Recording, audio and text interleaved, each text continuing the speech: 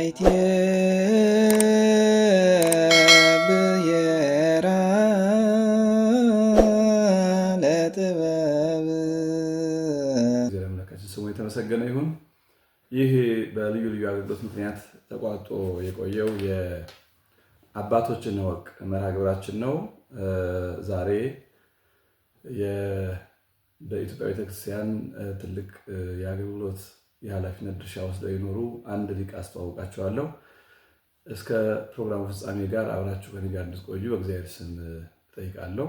በዛሬው ክፍለ ጊዜ ታሪካቸውን የምንዘክራቸው አፈ ሊቅ አክሊሉ ገብረ ኪሮስ የሚባሉ ሊቅ ናቸው። እኒህ ሊቅ በ1901 ዓ.ም በተጉለትና ቡልጋ አውራጃ በዋሻ ማርያም በሚባለው አካባቢ በ1901 ዓ.ም ተወልደዋል። በተወለዱበት በዚያ በወላጆቻቸው አካባቢ 4 ዓመት ሲሞላቸው በአያቶቻቸው ቤት ትምህርት እንደጀመሩ ታሪካቸው ይናገራል። ነገር ግን በልዩ ልዩ ምክንያት ትምህርታቸው ሳይቀጥል ቀርቶ ተቋርጦ ኑሮ ኋላ 10 ዓመት ሲሆናቸው እንደገና ትምህርታቸውን ጀምረው በ11 ዓመታቸው በአንድ ዓመት ውስጥ የንባቡን ዳዊቱን መልክአ ማርያም መልክአ ኢየሱስ ጨርሰው ዳዊት ስለደገሙ በዚያ ዘመን አንድ ልጅ ዳዊት ሲዘልቅ በዛሬው አነጋገር ደግሞ ምናልባትም በዘመኑ አነጋገር የግዕዝ ሪዲንግን ጥንቅቅ አድርጎ ሲያውቅ እንደማለት ነው። ዳዊት ሲደግም ወላጆቹ በግ ወይም ደግሞ ሌላ ነገር ሸልመው ድግስ ደግሰው እንኳን አደረሰ ይሉታል። ደስታቸውን በጋራ ይገልጻሉና እንግዲህ አፈ ሊቅ አክሊሉም በሕፃንነታቸው ያ ተደርጎላቸው ወዲያውኑ በ1911 ዓ.ም ወደ አዲስ አበባ መጥተው በዘመኑ ከነበሩት ሊቀ ጳጳስ ከብፁዕ አቡነ ማቴዎስ የዲቁና ማዕረግ ተቀብለዋል። አባታቸው መርጌታ ገብረ ኪሮስ ነው የሚባሉት። እናታቸው ወይዘሮ እህተ ማርያም ሰረቀ ብርሃን ናቸውና በአባታቸው ምክር ወደ ጉለሌ ጽርሐ አርያም ቅዱስ ሩፋኤል ቤተክርስቲያን ሄደው በዚያ ቦታ ዜማ ያስተምሩ ከነበሩት ከመምህር ደስታ ተገኝ ዜማ እንዲማሩ ተደረጉ። እንግዲህ ሊቁ ለ2 ዓመት ተኩል አካባቢ የጾመ ድጓና ምዕራፍ ጥንቅቅ አድርገው ጨርሰዋል። ከዚያ በኋላ ቅኔውን መማር ስላለባቸው ወደ ዝቋላ አካባቢ ሄደው በዚያ በዝቋላ አካባቢ ወንበር ማርያም በምትባል ቦታ ቅኔ ያስተምሩ ከነበሩ መምህር ደስታ ከሚባሉ አሁንም የስማቸው ይመሳሰላል የቅኔ ትምህርታቸውን ጀመሩ። እንግዲህ የአብነት ትምህርት አንዴ ጫፉን ከያዙት ከዚያ በኋላ አንዱ ጫፍ ሌላ ጫፍ እያመጣ በዚያው መቀጠል ነው፣ ወደኋላ መመለስ የለም እና በዚያው ከመምህር ደስታ በዚያው ዝቋላ አካባቢ ከነበሩት ከመምህር ኮከብ ኋላም ደግሞ ረጅም ጊዜ ቅኔውን መጽሐፉን ከተማሩባቸው በዝቋላ ከነበሩት ከሊቄ ቀጸላ ቅኔያቸውን በሚገባ ተከታትለው ለመቀኘት ሲደርሱ ደብዳቤ ተጽፎላቸው ከዝቋላ ወደ ጽርሐ አርያም ቅዱስ ሩፋኤል ቤተክርስቲያን መጥተው በዚያ ዘመን የነበሩት የቅዱስ ሩፋኤል አስተዳዳሪ መምህር ሰርጹ ይባሉ ነበረ። ለመምህር ሰርጹ ደብዳቤ ተጽፎላቸው ይሄ ልጅ በእናንተ ደብር በዚህ ቀን ቅኔውን እንዲቀኝ ፈቅደንለታል ተብሎ በደብዳቤው መሰረት መጥተው በጽርሐ አርያም ቅዱስ ሩፋኤል ቤተክርስቲያን ቅኔያቸውን ተቀኝተዋል። እንግዲህ ቅኔ መቀኘት ማለት ምናልባት ከዚህ ጉዳይ ሩቅ ለሆናችሁ ሰዎች ቅኔ ሲማር ኖሮ እየተማረ እያለ ቤተ እግዚአብሔር ገብቶ ቅኔ ማድረግ አይችልም። ቅኔውን አጠናቆ አውቋል ሲባል የዚህ ሰው እውቀት ለአገልግሎት በቅቷል ሲባል ብቻ ነው እንጂ በጉባኤ ቤት ቅኔ የሚነግረው ተማሪ ሁሉ ቤተ እግዚአብሔር ገብቶ ቅኔ አያደርግም እና ለመጀመሪያ ጊዜ ቤተክርስቲያን ቅኔ ማድረግ ሲፈቀድለት ነው አንድ ተማሪ ቅኔ ተቀኘ የሚባለው።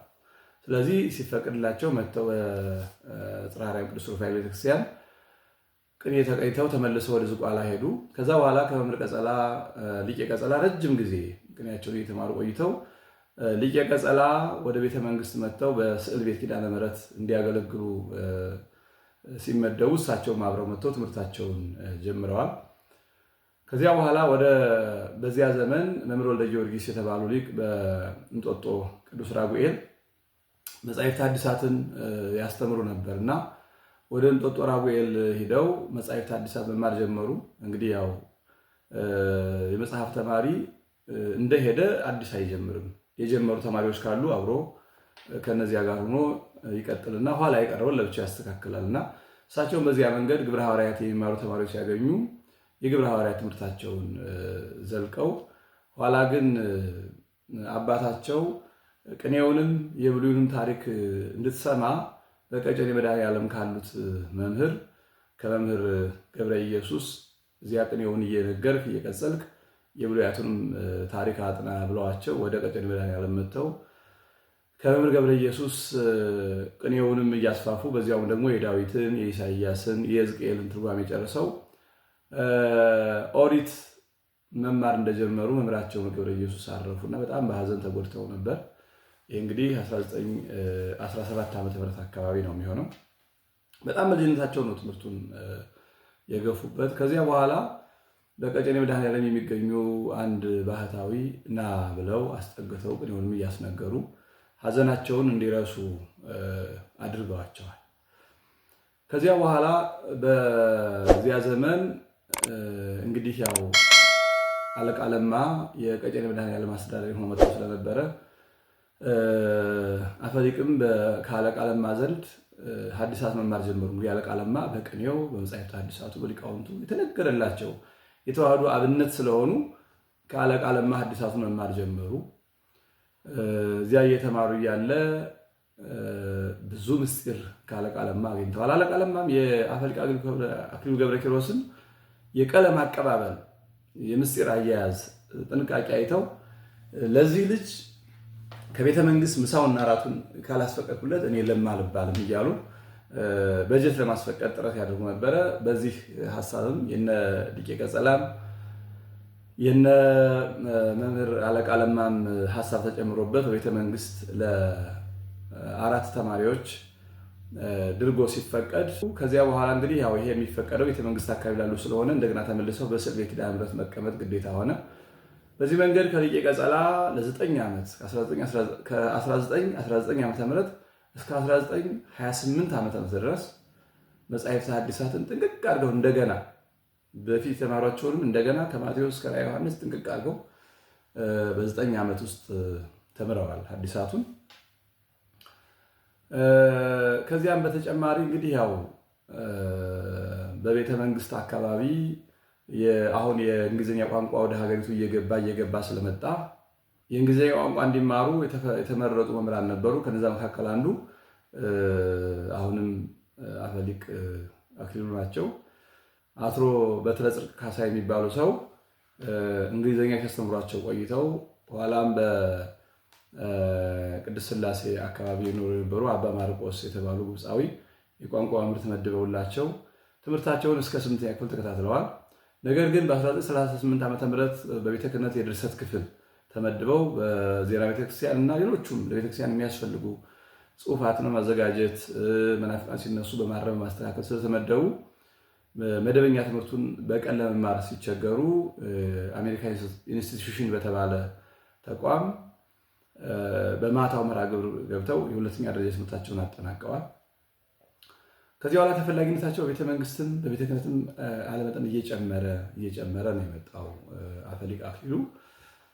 ምክንያቱም ተናግረው የሚያሳምኑ መልስ አካተው የሚመልሱ ስለነበሩ በተለይ በቤተክርስቲያን ላይ አልባሌ ነገር የሚናገሩ ወይም ኑፋቄ የሚያነቁ ሰዎች ሲነሱ ተነስተው ተገቢ የሆነ መልስ በመስጠት የታወቁ ነበሩ አፈሊቅ አክሊሉ ገብረ ኪሮስ። ይህን እያደረጉ እግረ መንገዳቸውን ደግሞ ከሊቀ ሊቃውንት ሞገስ ዘወልደ ማርያም ከስራቸው ጎን ለጎን የመጻሕፍተ ሊቃውንትን እንግዲህ መጻሕፍተ ሊቃውንት በጣም ብዙ ናቸው። የሃይማኖተ አበው፣ የቄርሎስ፣ የዮሐንስ አፈወርቅ ድርሳነ ተግሳጽ፣ የ14ቱ ቅዳሴያት፣ የፍትሐ ነገሥት፣ አብሻር ጭምር ከነዚህ ገብቶ የሚቆጠር ነው እና መጻሕፍተ ሊቃውንት ብዙ ናቸው። እሳቸው ከስራቸው ጎን ለጎን ስለሆነ ለ23 ዓመታት ነው ግን ባለማቋረጥ ስራቸውንም እየሰሩ ትምህርቱንም እየሰሙ ከጉባኤ ላለመለየት እንደ ብሂልም በሳቸው ብሂል ሊቅ እየተማረም እያስተማረም ይሞታል የሚል ብሂል ነበራቸው አፈሊቅ አክሊሉ ገብረ ኪሮስ። ያነበበ እውቀትን ጠገበ፣ መጠየቅ ያደርጋል ሊቅ የሚሉ ቋሚ ባህሎች ስለነበሯቸው እነዚህን ባህሎች ተግባራዊ ለማድረግ ሁልጊዜ በመማር በመጠየቅ ነው ዘመናቸውን ያሳለፉት። ስራቸውን እየሰሩ በቤተ መንግስትም በቤተ ክህነትም በሚፈለጉበት ጊዜ ሁሉ ስራቸውን እየሰሩ ጎን ለጎን ደግሞ መጻሕፍቱን በመመርመር ከሊቃውንቱ ጉባኤ በመዋል በመጠየቅ ነው ጊዜያቸውን ያሳልፉት። በቀጨኔ መድኃኔዓለም ከነበሩ የድጓ መምህራን፣ የዝማሬ አቋም መምህራን ዝማሬውን አቋሙን የተክሌ ዝማሜውን ተምረው እንደውም በተለይ የዝማሬው መምህር አንተ እኔን ያህል አውቀዋል እና ዝማሬውን አስተምር ፈቅጄልሃለሁ እስከ ማለት እንደደረሱ ይነገራል። እንዲህ እያደረጉ በአገልግሎቱም በመማሩም ነው የቀጠሉበት። በጣም የሚገርመው አፈሊቅ ግርማዊ ጃንሆይ ቀዳማዊ አፄ ኃይለ ሥላሴ የልደታቸውን በዓል ሐምሌ 16 ቀን በሚያከብሩበት ጊዜ ንግግር የማድረግ እድል ገጥሟቸው ነበረ። ንጉሱ እንግዲህ ልደታቸውን የሚያከብሩት በስዕል ቤት ኪዳነ ምሕረት ነው። እዚህ አስቀድሰው ወጥተው ወደ ቤተ መንግስት ሄደው ልደታቸው ይከበራልና በዚህ ጊዜ ተከታታይ በየዓመቱ ስለ ኢትዮጵያ ታሪክ፣ ስለ ኦርቶዶክስ ተዋሕዶ ሃይማኖት፣ ስለ ኢትዮጵያውያን ብርታት፣ ስለ ነገስታቱ ጥንካሬና ሀገር ጥበቃ፣ ሀገር ፍቅር የሚገልጹ በተከታታይ 21 ዓመታት ያለማቋረጥ ንግግር የማድረግ ጸጋ ደርሷቸዋል። እንግዲህ በኢትዮጵያ እኔ እንደ ዛሬው አይደለም፣ ሰው አልጠራም። በንግግራቸውም በሊቅነታቸውም በርካታ ምሁራን ያሉበት ዘመን ነው። ከነዚያ ምሁራን መካከል ለ21 ዓመታት በንጉሱ ፊት ተመርጦ ንግግር ማድረግ የሊቁን ብቃትና ጥንካሬ የሚያሳይ ነው እና በ16ኛው ዓመት ንግግራቸው ከምንጊዜውም በተለይ የኢትዮጵያ ነገስታት የአፄ ዘርዓ ያዕቆብን ጠቅሰው ተዋሕዶ ሃይማኖትን ለማጽናት ያደረጉትን ጥረት ጠቅሰው ሰፊ ታሪክ አድርገው ስለነበረ ከምንጊዜውም በላይ ንጉሱንም ሊቃውንቱንም አስገርሟቸው ነበር እና አፈሊቅ ንግግራቸውን አድርገው ወደ ቤታቸው ተመለሱ። ይህ እንግዲህ በ1959 ዓ.ም አካባቢ ነው። ከዛ በኋላ በማግስቱ ንጉሱ ይፈልጎታል የሚል መልእክት ከቤታቸው መጣባቸው። ወዲያውኑ ልብሳቸውን ለብሰው ሻሻቸውን ጠምጥመው ካባቸውን አድርገው በፍጥነት ወደ ቤተ መንግስት ሄዱ። ከዚያ በኋላ አንድ ጀነራል ነው የወሰዳቸው። ከዚያ በኋላ ደግሞ ሌላ የቤተ መንግስት ባለስልጣን ተቀብለው ከንጉሱ አደረሷቸው። ሂደው ወድቀው ድንገት ስለነበረ ደንግጠው ወድቀው እጅ ነስተው ሲቆሙ ንጉሱ ከወዲያ ወዲህ ይንጎራደዳሉ። ልዑላቱና ልዕልታቱ ዙሪያውን ተቀምጠዋል፣ መኳንንቱ፣ መሳፍንቱ።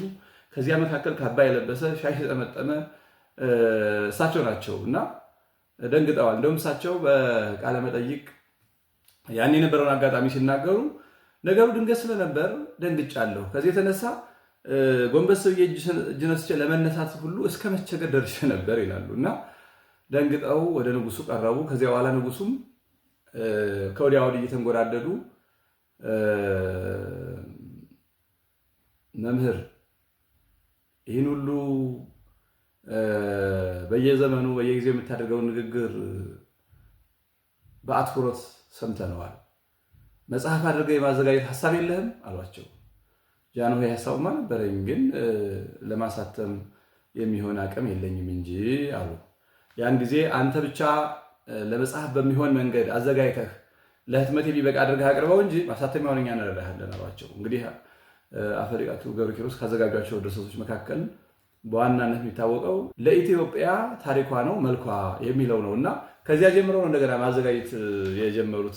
በየዘመኑ የሚያደርጉትን ንግግር እየሰበሰቡ ወደ ጽሁፍ ቀይረውታል። ለመሆኑ ሁሉ ሙያና እውቀት ከየት ነው የሰበሰብከው? ከየት ነው የተማርከው? አሏቸው። ጃንሆይ እኔ ለቅኔ ትምህርት ወደ ዝቋላ ከመሄዴ በቀር ሁሉንም የተማርኩት እዚሁ ነው። እንዲያውም ከቤተ መንግስት ድርጎ ወጥቶልኝ ነው የተማርኩት። በስዕል ኪዳነ ምሕረት ድርጎ ወጥቶልን ከሚማሩ ከ4 ደቀ መዛሙርት አንዱ እኔ ነኝ። ቀለባቸውን የወጣውን ደሞዝ በየወሩ እየመጣሁ እየተቀበልኩ ሰውስድ የነበረው እንዲያውም እኔ ነኝ አሏቸው። ዘመኑ ምንም ቢርቅ አረሳ ነው እናስታውሰዋለን አሏቸው። ከዚያ በኋላ በርከት ያሉ በምዕራባውያን በነገረ ማርያም በነበሩ ስህተቶች በተለይ የእንግሊዝኛው መጽሐፍ ቅዱስ እመቤታችን ድንግል ማርያምን በማይገባ መግለጹን አንስተው የእንግሊዝኛው መጽሐፍ ቅዱስ መርምረኸዋል ሲሏቸው፣ አዎ በጃንሆይን እርስዎ ስለፈቀዱልኝ የእንግሊዝኛው እንኳ ስለተመርኩ አይቼዋለሁ። ምን ይላል አሏቸው። የእኛ የግዕዙ መጽሐፍ ዮሴፍ ሐሪሃ ለማርያም ማርያም ፍህርትከ የሚለውን እነሱ ግን ሚስቱ ሚስትህ እያሉ ጽፈውታል አሏቸው። ታዲያ ምን ይመስልሃል? አይ ትክክለኛው የእኛ ግዕዙ ነው። ግዕዙ ፍህርቱ ይላል፣ አማርኛውም እጮኛው ይላል። እነሱ ግን ሚስቱ ብለው በእንግሊዝኛ ጽፈውታል። ሚስት የሚባል የተገባ ነው። እመቤታችን ለዮሴፍ ታጨች እንጂ አላገባትም። ስለዚህ ስህተቱ የነሱ ነው አሏቸው። ጃንሆይም እነሱ እኮ ወያይምራ ዮሴፍ እስከ አመ ወለደት ወልደ ዘበኩራ ያለውን ይዘው ነው። ይህን አይተኸዋል አሏቸው። አይቼዋለሁ፣ ነገር ግን ይህ እስከ ፍጻሜ የሌለው እስከ ነው። እስክትወልድ ድረስ አላወቃትም ማለት ከዚያ አላወቃት ማለት ሳይሆን ለዘላለም አላወቃትም እንደማለት ነው። ይህም እነ ዮሐንስ አፈወርቅ ተርጉመውታል። የወለደት ሜልኮል እስከ አመ ሞት፣ ይህ እስከ ፍጻሜ የሌለው ነው ብለው ተርጉሟቸዋል። እውነትህን ነው፣ ሊቃውንቱ እንደዚያ ይላሉ። ነገር ግን ፈረንጆቹ እነ ቄርሎስ እንደ ዮሐንስ እንደኛው ናቸውና ከሐዋርያት አይደሉምና አንቀበላቸውም ይላሉ፣ አዋልድ ናቸው ይላሉ ብለው ጥያቄ ያቀረቡ። አፈሊቅም በሚገባ አዋልድ ማለት ልጆች ናቸው፣ ብሉያት አያቶች፣ ሐዲሳት ወላጆች፣ የሊቃውንት መጻሕፍት ደግሞ ልጆች ናቸው። አባት ያበጀው ለልጅ በጀው እንዲባል መጻሕፍተ ሊቃውንት የሚያብራሩ መጻሕፍተ ሐዲሳትን መጻሕፍተ ብሉያትን መሰረት አድርገው ነው እንጂ አዲስ ፈጠራ አይደለም ብለው በሚገባ አብራርተው ተናገሩ። በዚህ ጊዜ የእልፍኝ አስከልካዩ ወደ አፈሊቅ ጠጋ ብለው መምህር ጃንሆይ ደክሟቸዋል፣ አሁን እርስዎ ሽልማት ታዞለውታልና ይግቡ ወደ ውስጥ ብለው ወደ ውስጥ አስገብተው ይህን የምትመለከቱትን አሁን ከትከሻቸው ላይ የዘውድ ምልክት ያለውን ካባ፣ ጥንግ ድርብን ሙሉ ሽልማት ከንጉሱ ሽልመው ወጥተው እጅ ነስተው እንደተመለሱ ታሪካቸው ይናገራል። እንግዲህ እድለኛም ስለሆኑ ልጃቸውም ጋዜጠኛ ንጉሴ አክሊሉ በዚያው የአባታቸውንም ወደ ሚዲያ መምጣት አይተው ጋዜጠኛ ነው የሆኑት። እንግዲህ አባትየው በኢትዮጵያ ሬዲዮ አባትን ጠይቅ ያስታውቀሃል በሚል ብዙ ጥቅምና በቆየት ያለው የጥያቄና መልስ መርሃ ግብር ነበራቸው። እንዲህ እንደ ትንቢት ሆኖ አባትን ጠይቅ ያስታውቅ ይነግርሃል የሚለው እንደ ትንቢት ሆኖ ከዕለታት አንድ ቀን በኢትዮጵያ ሬዲዮ ስለ ህዳር በሽታና የህዳር መታጠን ስለሚባለው ነገር፣ በግንቦት በኢትዮጵያ ጋብቻ አይፈጸምም ስለሚባለው ነገር ፕሮግራም ሊሰራ ታስቦ ፕሮግራሙን ይሄ የቤተክርስቲያን ጉዳይ ስለሆነ ንጉሴ ይስራው የሚል ውሳኔ ላይ ተደረሰ በጋዜጠኞች ቡድን። ከዛ በኋላ ንጉሴ እሺ የሆነው ስለና ማንን ነው የምጠይቀው ሲሉ ጥያቄማ የሚጠየቁ አባት ናቸው አፈሊቅ ናቸው አላቸው። እንዴ እኔ አባቴን ኢንተርቪው ሳደርግ ሀገር ጉዳይ ልሞ የባካቸው ሌላ ሰው የያዘው ሲሉ አይ አይሆንም እኛ እናደርገውም አንተ ነህ። በብዙ ክርክር ንጉሴ አክሊሉ ይህን ጉዳይ ተቀብሎ አባቱን ሄዶ ስለ ህዳር በሽታና ስለ ህዳር መታጠን እንዲሁም ደግሞ በግንቦት ጋብቻ ይደረጋል አይደረግም ስለሚለው ጥያቄ አቅርቦ በቂ ምላሽ ሰጥተውታል። እግረ መንገዱንም አባትህን ጠይቅ ይነግርሃል የሚለው ትንቢት እንግዲህ በአባትና በልጅ ተፈጽሟል ማለት ነው። ከዚህም ባለፈ አዲስ ዘመን ጋዜጣ ሲጀመር አርዕስቱ ላይ ኤዲቶሪያል የሚል ቃል ነበረው እና ይህን ኤዲቶሪያል የሚለውን ቃል ምን ብለን የአማርኛ ቃል እንስጠው ብሎ አንጋፋው ጋዜጠኛ ነጋሽ ገብረ ማርያም ጠይቋቸው፣ ይሄ እንግዲህ ርዕሰ አንቀጽ ይባል ርዕሰ አንቀጽ ቢባል ይሻላል፣ አንቀጸ ትምህርት፣ አንቀጸ ምጽዋት፣ አንቀጸ ጸሎት የሚሉ የትምህርት ክፍሎች አሉና እንደዚህ ያለ ስለሆነ ርዕሰ አንቀጽ በሉት ብለው እስካሁን ድረስ በጋዜጦች ርዕሰ አንቀጽ የሚለው ነገር ስም ሆኖ የቀረው በሊቁ አፈሊቅ አክሊሉ ገብረ ኪሮስ ነው። ንጉሴ አክሊሉ ልዩ ልዩ አጋጣሚዎችን ይገልጻል ከአባቱ ጋር። አባቱ ሊቅ እንደሆኑ እሱም የአባቱን ሙያ ለመያዝ ብዙ ጥረት አድርጎ ቅኔውን ተቀይቶ ስለነበር በተለይ የጥር አስተርዮን ጥር ማርያምን ለማክበር ወደ ተወለዱበት አካባቢ ወደ ዋሻ ማርያም እየሄዱ በየዓመቱ ያከብሩ እንደነበረ ያስታውሳል በቃለ መጠይቅ። በአንደኛው ዓመት ለአስተርዮ ማርያም ክብረ ሄደን ሳለ ቀድመን ወደ ላይኛው ዋሻ አካባቢ ከመውጣታችን በፊት ታች ጊዮርጊስ ቤተክርስቲያን ነበርና ጥር 18 ቀን ጊዮርጊስን አከበርና ያኔ ጣና ሞገዱ የምታደርግ አንተ ነህ አሉኝ። እሺ ብዬ ተቀበልኩ። ኋላ አንገርጋሪውን አባቴ መስቀሉን ይዘው አባቴ እየመሩ እኔ ተመራ። ኋላ ግን ጣና ሞገዱን አንተ አድርግ ስለተባልኩ ጣና ሞገድ ለማድረግ ስቀርብ ተመሪ ሲጠፋ ጊዜ አባቴ ተመሪ ሆነው ቀረቡ ይላል ጋዜጠኛው። ከዛ በኋላ እኔም እየፈራው እየደነገጥኩ ቀስ እያልኩ ቅኔውን በጆሯቸው ሹክ እያልኩ አባቴም እያዜሙ ሲሄዱ የሆነ ቦታ ላይ ዜማ ሰበርኩ ይላል ጋዜጠኛው። እንግዲህ ዜማ መስፈር ማለት የፊደል ቁጥር ልኬት አለው ለቅኔ ዜማ። ከዚያ ከሚፈለገው ቁጥር በላይ ወይም በታች ፊደሉ ከቀነሰ ወይም ከበዛ ዜማ ይሰብራል።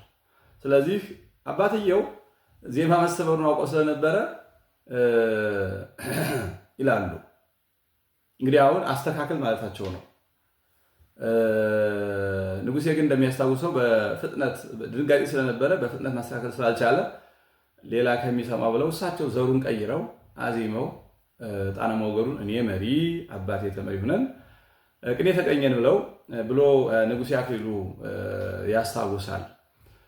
እንግዲህ በዚህ መንገድ ነው ሲያገለግሉ የኖሩት እስከ 1970 ዓመተ ምህረት ድረስ በቤተ መንግስቱ ሲያገለግሉ ቆይተው ጡረታ ሲወጡ ብፁዕ ቅዱስ አቡነ ተክለ ሃይማኖት እንዲህ ያለውን ሊቅ እኛም እንፈልገዋለን ብለው እንደገና ወስዶ በቤተ ክህነት ድርሰት ክፍል መጻሕፍቱን በማረም በእንሳኤ ዘጉባኤ በአርታኢነት እያገለገሉ እስከ 1974 ዓመተ ምህረት ቆይተዋል። ከዚያ በኋላ ግን አይናቸው ሲፈዝ ቤታቸው ተቀምጠው ለዛውም አላረፉም። መጽሐፍ ከመመልከት ከማንበብ ከማስነበብ ሳያርፉ ቤተክርስቲያን በማገልገል ረጅም ጊዜ ቆይተዋል። በተለይ ለዛና ቁም ነገር የሚሳካላቸው ንግግራቸው ደስ የሚያሰኝ ሲመክሩ አሳምረው የሚመክሩ እንደነበሩ የሚያውቋቸው በርካታ ሊቃውንትም ታሪኮቻቸውን በተለይ እንደነ ፍሬ ሊቃውንት ባሉ እንደነ መልአከ ምድር ቀስከፍ ያለው እንዳዘጋጁት እንደ ዝክረ ሊቃውንት ባሉ ታሪካቸው በሚገባ ተገልጾ ይገኛልና ከዚህ መካከል አንድ ጊዜ ጋዜጠኛ ንጉሴ አክሊሉ የሚያስታውሰው በመንገድ ላይ ሲሄድ ልጄ ናማ አንድ ጊዜ ብለው ለምንድነው ገበሬ ማህበራት እያላችሁ የምታበላሹት? ወይ ክቡራንና ክቡራት እንደምትሉት ማህበርና ማህበራት በሉ፣ ወይ ደግሞ በደረቁ ገበሬ ማህበሮች በሉ እንጂ ማህበራት እኮ የሴት እንጂ የወንድ አይደለም። ስለዚህ ይህን ነገር አስተካክሉ፣ ሰውም ይስቃል፣ አማርኛውን አታበላሹ ብለው አስተካከሉኝ። ለወንዶች ማህበራን እንጂ ማህበራት አይባልም። ማህበራት ሴቶች ነው። ማህበር፣ ማህበራን፣ ማህበርት፣ ማህበራት ስለሆነ ብለውኝ እልፍ ብለው ከሄዱ በኋላ ልጄ ና እንደገና ና ብለው ጠሩኝ ይላል ንጉሴና ከዛ በኋላ ተው ልጄ ቅድም ያልኩህን ነገር ተው፣ ዝም ብለህ እንደነበረ በሉ። ዛሬ ወንዱ ሁሉ ሴት ስለሆነ ግድ የለህም፣ በዚያው በሴቱ ተጠቀም ብለውኝ ሄዱ ይላል ልጃቸው። እና እንዲህ ያሉ ለዛን ከቁም ነገር አካተው መናገር የሚችሉ የሀገር ባለውለታ የሀገር ፍቅር ያላቸው መማር የማይጠግቡ ሊቅ ናቸው። አፈሊቅ እንግዲህ ከ1938 ዓ.ም ጀምሮ ረጅም ዘመን ቢያንስ እስከ 1974 ዓ.ም ድረስ ያለማቋረጥ ቤተክርስቲያንንም ሀገርንም ያገለገሉ ናቸው። ከዚያ በኋላ ኑሮ ከሞት ውሎ ከቤት እንደሚባለው ሞት አይቀርም። ይህን ሁሉ ሙያ ይህን ሁሉ እውቀት የአገልግሎት ብቃት ይዘው በ1980 ዓ.ም ህዳር 11 ቀን አርፈው ህዳር 12 ቀን በርካታ ሊቃውንተ ቤተክርስቲያን በተገኙበት በተማሩበትና ባደጉበት በጉለሌ ጽርሐ አርያም ቅዱስ ሩፋኤል አጽማቸው እንዲያርፍ መደረጉን በርካታ መዛግብት ይዘግባሉ። እንግዲህ ታላቁ ሊቅ አፈሊቅ አክሊሉ ገብረ ኪሮስ ይህን ይመስላሉ። እኒህ ሊቅ ዛሬ ብናገኛቸው ብለን የምንመኛቸውን አይነት ሊቃውንት ናቸውና ይህንን የሊቃውንት ታሪክ ትውልዱ እንዲረዳው መስታወት ሚዲያን ሰብስክራይብ በማድረግ ሼር እና ላይክ በማድረግ ወደ ሁሉም በማዳረስ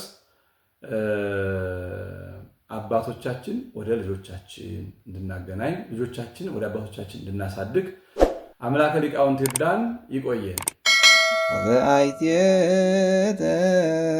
ተረክበ አሰረ